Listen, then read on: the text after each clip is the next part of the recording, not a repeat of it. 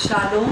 प्रभु यीशु की शांति जो समझ से बाहर है आप सबके ऊपर बनी है, ये मेरी प्रार्थना है।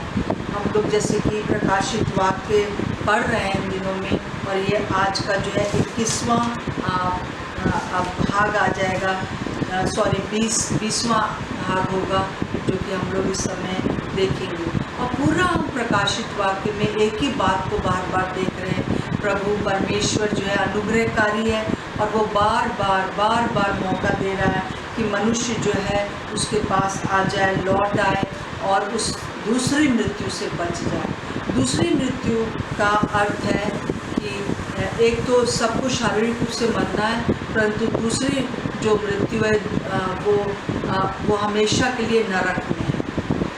तो उस दूसरी मृत्यु से बचाने के लिए परमेश्वर पिता जो है इस पूरे प्रकाशित वाक्य में बार बार मनुष्यों को मौका दे रहे हैं। और जैसे मैंने आपको बताया कि 7 समय मैंने बताए थे कि इसमें 7 समयों के बारे में है। पहला मैंने बताया था चर्च का समय, ये चर्च का समय अभी से हम लोग अभी देख रहे हैं इसको। जब प्रभु यीशु मसीह दुनिया से चले गए उसके बाद चर्च की स्थापना हुई और वहाँ तब से लेकर अभी तक 2021 साल हो गए। और परमेश्वर पिता अपने अनुग्रह में होकर और वो मौका दे रहे हैं लोगों को कि लोग पश्चाताप करें, प्रभु के पास लौट आए। और बहुत विभिन्न तरीके से हम इस चीज़ को देखते हैं पूरे वचन में, बाइबल में, पूरे इस चर्च के समय में। और दूसरा बात जो मैं आज आपके सामने रखना चाहती हूँ वो ये है कि सबसे आशीषमय वो लोग हैं जो कि रैप्चर से पहले, मतलब प्रभु यीशु मसीह से पहले कि दूसरा समय आए और वो हमको कलीसिया को ले जाए। परमेश्वर पिता चाहते हैं बहुत से लोग उसमें शामिल हो जाएं। और इस समय वो बहुत ज़्यादा टाइम दे रहे हैं और मौका दे रहे हैं, हमको तैयारी का मौका दे रहे हैं कि हम लोग बहुत सी चीज़ों को देख सकें कि कैसे हमारे इर्द गिर्द जो बातें हो रही हैं वो सब ये इंडिकेट कर रही हैं, ये दिखा रहे हैं, संकेत कर रही हैं कि यीशु मसीह जल्दी आने वाला है और अपने लोगों को ले जाने वाला है। तो समझदार कुंवारियों के समान तैयार हो जाएं, ये प्रभु का अनुग्रह है हमारे ऊपर।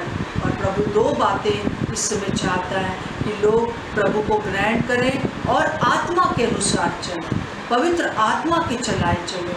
ये 2 बातें बहुत इम्पॉर्टेंट हैं तैयारी के लिए।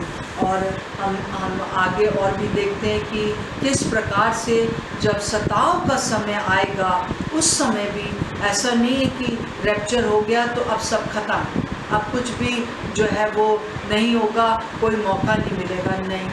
परंतु हम देख रहे हैं कि प्रभु बार बार मौका दे रहा है। जैसा कि हमने देखा था कि किस प्रकार से 9वें अध्याय में जो है जब 5वीं तुरही फूंकी जा रही है तब जो है वो टिड्डियों का एक बड़ा दल निकला है। और वो टिड्डियों का दल जो है 5 महीने तक लोगों को सताएगा। और ये टिड्डियाँ एक आम टिड्डियाँ नहीं होंगी, जो कि हम 19वें पार्ट में देख चुके हैं कि किस प्रकार से उन टिड्डियों के बिच्छू की से डंक होंगे और वो जब एक बार किसी को मार देंगे तो 5 महीने तक वो व्यक्ति बहुत ही विचलित हो जाएगा, परेशान हो जाएगा। पर वहाँ पर भी हम देखते हैं कि 9 का 4 और 5 में कि ऐसे लोगों को मना किया जा रहा है, उन लोगों के ऊपर जिनके ऊपर माथे के ऊपर मोहर लगी हुई है परमेश्वर की, उनको तुम ना छूना। मतलब उनको उस समय भी जो है वो परमेश्वर बचा लेगा। ये वो लोग होंगे जिनके ऊपर मोहर लगेगी, मतलब कि ऐसे लोग उस समय होंगे जो प्रभु यीशु मसीह को उस सताव के समय ग्रहण करेंगे और बच जाएंगे। और वो हम लोगों ने पीछे देखा था किस प्रकार से वो परमेश्वर की वेदी के पास खड़े हुए हैं और किस प्रकार से जो है वो बचाए जा चुके हैं, वो परमेश्वर के पास गए हैं। और ये वो लोग होंगे जो प्रभु को उस समय भी, उस सताव के समय मान लेंगे। प्रभु अपना अनुग्रह करेगा और बहुत लोग उस अनुग्रह का फ़ायदा उठाएंगे, उस अनुग्रह को तुच्छ नहीं समझेंगे। और अब आज जो है हम देखेंगे किस प्रकार से 10वें अध्याय में, 10वें और 11वें अध्याय में जो है वो एक इस कठिन समय में भी एक ज्योति जैसे दिखाई दे रही है, एक थोड़ी किरण दिखाई दे रही है उन लोगों के लिए जिनके हृदय जिन्होंने मुलायम कर रखे हैं, जो प्रभु की खोज करेंगे उस समय, और प्रभु उनको मौका देगा। और यहाँ पर हम एक अद्भुत रीति से 10वें अध्याय में हम देखते हैं कि यहाँ पर एक ऐसा स्वर्गदूत है जो एक छोटी सी किताब लेकर खड़ा हुआ है। एक पाँव उसका पृथ्वी पर है और दूसरा पाँव उसका समुंदर में है, अर्थात वो एक अद्भुत स्वर्गदूत है। यहाँ पर हम देखते हैं 10वें का, मैं आपके सामने पढ़ूंगी पहले पद से। फिर मैंने एक और शक्तिशाली स्वर्गदूत को बादल ओढ़े हुए स्वर्ग से उतरते देखा, उसके सिर पर मेघधनुष था। मेरे प्रियो, हम देखते हैं कि ये स्वर्गदूत एकदम भिन्न स्वर्गदूत है, इसको आज तक ना देखा नहीं गया। ऐसा लगता है ये विशेष रूप से इसी समय के लिए रखा गया है कि इस सताव के समय में जब लोग परेशान होंगे, हाहाकार मची होगी, उस समय ये स्वर्गदूत जो है वो एक सुसमाचार लेकर यूहन्ना को बता रहा है कि क्या होने वाला है और कैसे परमेश्वर इस सताव में भी अपना अनुग्रह दिखाएगा। और वो स्वर्गदूत जो है, पहली बात है कि वो शक्तिशाली है, वो बहुत भिन्न स्वर्गदूत है और वो बादल ओढ़े हुए है, मतलब परमेश्वर की महिमा से बिल्कुल परिपूर्ण है। हमेशा जो बादल है वो परमेश्वर की महिमा को दिखाते हैं और सिर पर उसके जो है मेघधनुष है, मतलब वाचा है, वो वाचा जो परमेश्वर ने नूह के समय नूह से बांधी थी। और क्या थी वो वाचा? जब सारा संसार डूब गया और पानी के कारण मर गया, ख़त्म हो गया, तब जब नूह ने वेदी बनाई और वहाँ पर परमेश्वर के लिए बलि चढ़ाया, और उस समय परमेश्वर ने एक मेघधनुष, मतलब 7 रंगों के इस धनुष को आकाश मंडल में दिखाकर ये वाचा बांधी कि अब से मैं मनुष्यों को कभी भी इस प्रकार से नाश नहीं करूँगा। अब क्या होगा? अब वो होगा जो कि मनुष्य स्वयं अपने लिए जो है अपने लिए स्वयं अपना सत्ता, अपने उस बात को लाएंगे, अपनी जो सत्ताव है या अपना जो मृत्यु है उसको स्वयं लाएंगे, अपने न्याय को स्वयं लाएंगे। मैं न्याय नहीं करूँगा, अब ये खुद अपना न्याय करेंगे। और ये स्वर्गदूत जो है वो स्वर्ग से उतरा है। ये वो स्वर्गदूतों में से नहीं है जो कि दुष्ट आत्माएं जो बन गए थे इब्लीस के साथ, वो स्वर्गदूत नहीं है ये, परंतु ये स्वर्गदूत स्वर्ग से उतरा है, परमेश्वर की ओर से आया है। और जो है उसका मुंह जो है वो सूर्य के समान है, मतलब उसके अंदर जो है प्रभु यीशु मसीह के समान जो है वो ज्योति है। और जैसा कि हम प्रकाशित वाक्य 1:16 में देखते हैं, यीशु का मुंह सूर्य की कड़ी धूप के समान चमकता था, मतलब उसमें कोई भी कीटाणु नहीं रह सकते, कोई पाप नहीं रह सकता, कोई अंधकार नहीं रह सकता है। वो प्रभु यीशु मसीह के स्वरूप को दिखा रहा है। वो स्वर्गदूत प्रभु यीशु मसीह नहीं है, परंतु उसके अंदर से उस स्वर्गदूत की ये छवि को हम देख रहे हैं। और हम देखते हैं कि उसके पाँव जो हैं आग के खंभे के समान हैं, और जो पवित्र है, जो पवित्रता को दिखाता है, आग जो है पवित्रता को दिखाती है, न्याय को दिखाती है। और वो उसका एक पैर जो है वो पृथ्वी पर है और दूसरा पैर उसका पानी पर है, मतलब उसको पूरे पृथ्वी पर अधिकार है। और ये ऐसा अद्भुत स्वर्गदूत है और जो कि पूरे पर अधिकार रखे हुए। और एक बहुत अद्भुत बात जो उसके अंदर है वो ये है उसके एक हाथ में जो है एक खुली हुई छोटी किताब है, जो कि जिसके लिए कि यूहन्ना से कहा जाता है, जाओ तुम उस किताब को ले लो और उसको खा लो, और वो तुम्हारे मुंह में तो मीठी लगेगी परंतु पेट में कड़वी लगेगी। मतलब कि इस जो पेट में कड़वी लगने वाली बात है, जो न्याय की बात है, वो तो होगा। ये सारी चीज़ें जो मनुष्यों को परेशान कर रही हैं वो सब होंगी, परंतु साथ साथ में मुंह में अवश्य वो मीठी लगेगी, उसमें अनुग्रह होगा। उस सताव में भी प्रभु एक बार फिर से अपने इस स्वर्गदूत के द्वारा अनुग्रह की बात हम देख रहे हैं, वो कर रहे हैं। हम पूरी बाइबल को में एक 3 किताबों को देखते हैं, 3 पुस्तकों को देखते हैं, जो कि पहली पुस्तक जो है वो प्रभु यीशु मसीह के पिता परमेश्वर के अनुग्रह की वो कहानी है, जिसमें कि वो अपने पुत्र यीशु मसीह को इस दुनिया में भेजेगा और उससे लोगों का उद्धार होगा, वो दूसरी मृत्यु से बच जाएंगे, नरक से बच जाएंगे। और ये पुस्तक जो है यीशु मसीह के मृत्यु के द्वारा, उसकी दर्दनाक मृत्यु के द्वारा खोली जाती है और खुल जाती है इस दुनिया में। और जब प्रभु यीशु मसीह ज़िंदा हो गए हैं, तब जो है वो हम उस देखते हैं कि किस प्रकार से पवित्र आत्मा जो है इस दुनिया में प्रकट होते हैं।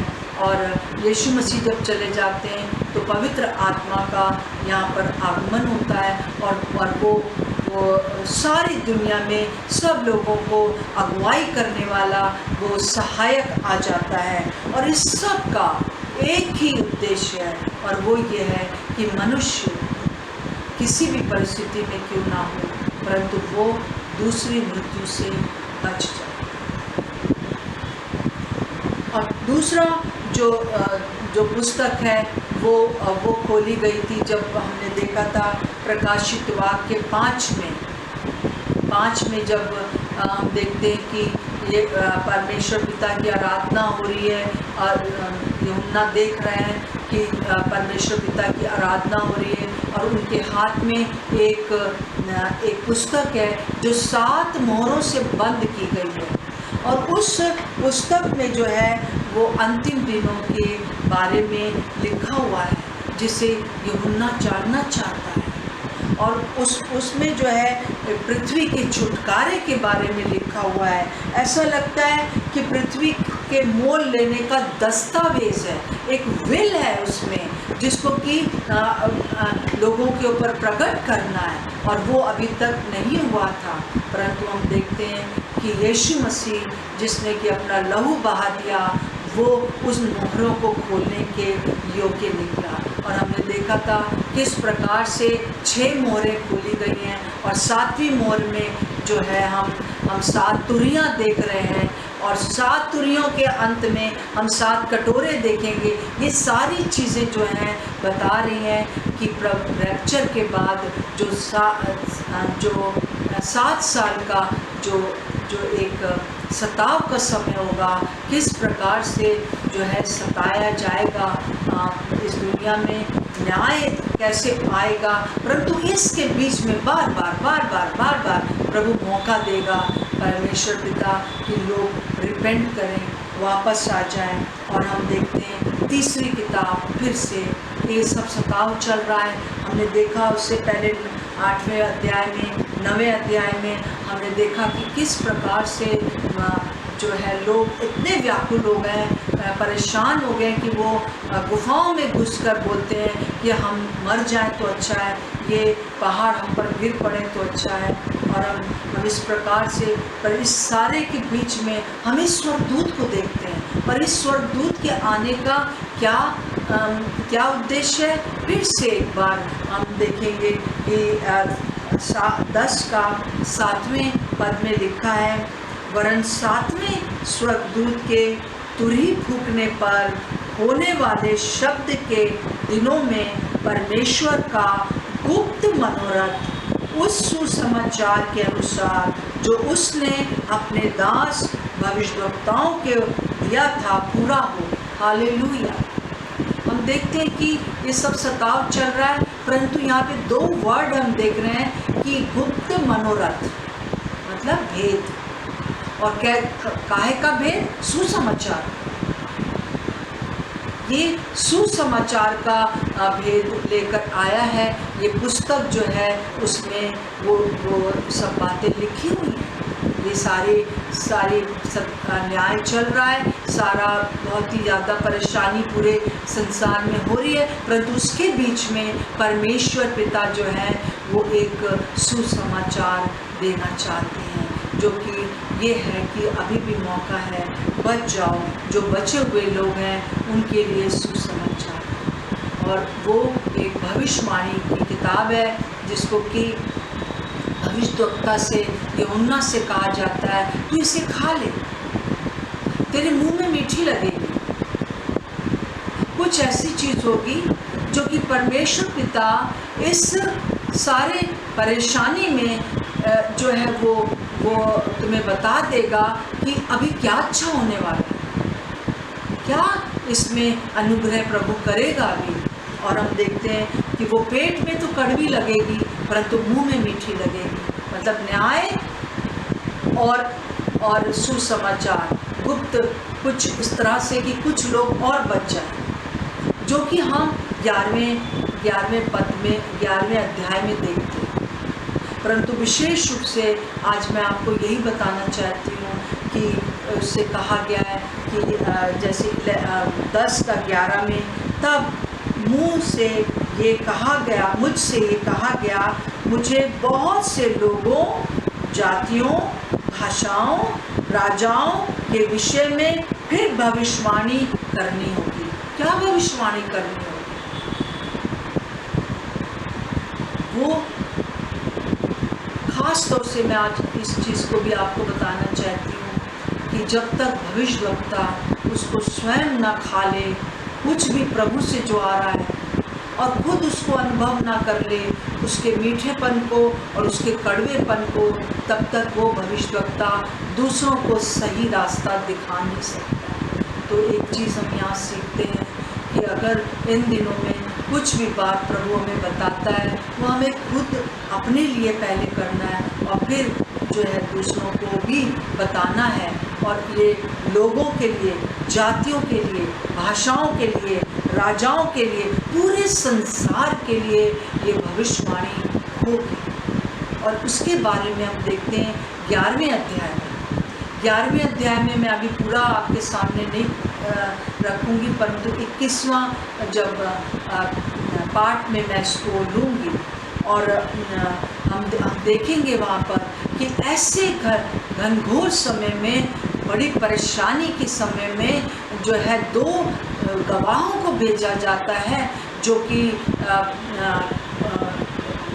इस प्रकार से हैं, जो कि जब वो प्रचार करते हैं तो बहुत से लोग उस समय भी प्रभु को ग्रहण कर लेते हैं। खास तौर से 1,44,000 लोग, जो कि 7वें अध्याय में हम इसको पढ़ते हैं कि यहूदी लोगों ने उस समय प्रभु यीशु को ग्रहण किया इन गवाहों के द्वारा।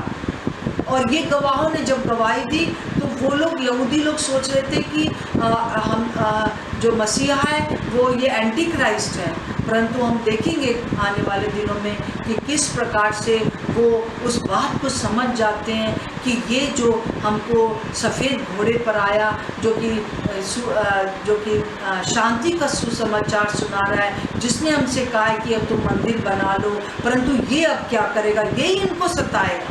और जब इनको सता रहा होगा उसी समय ये गवाह होंगे, ये 2 गवाह होंगे जिनके बारे में आगे हम देखेंगे। और ये गवाह बताएंगे कि यीशु मसीह तो आया था पर तुमने ग्रहण नहीं किया, अब ये जो है ये तो ख्रिस्ट विरोधी है।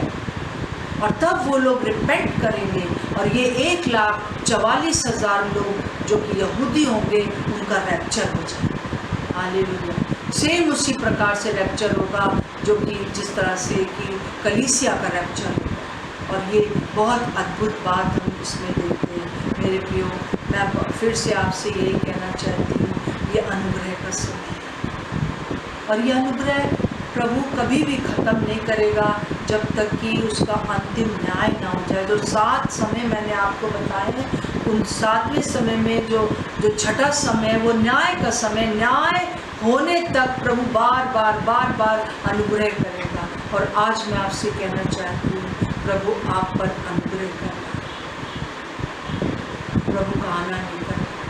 जो बातें ये 7 साल में होंगी, वो बातें इस समय ट्रेलर के रूप में हमारे सामने आ रही हैं। हम अपने आप को जांचें, प्रभु के पास लौट आएं।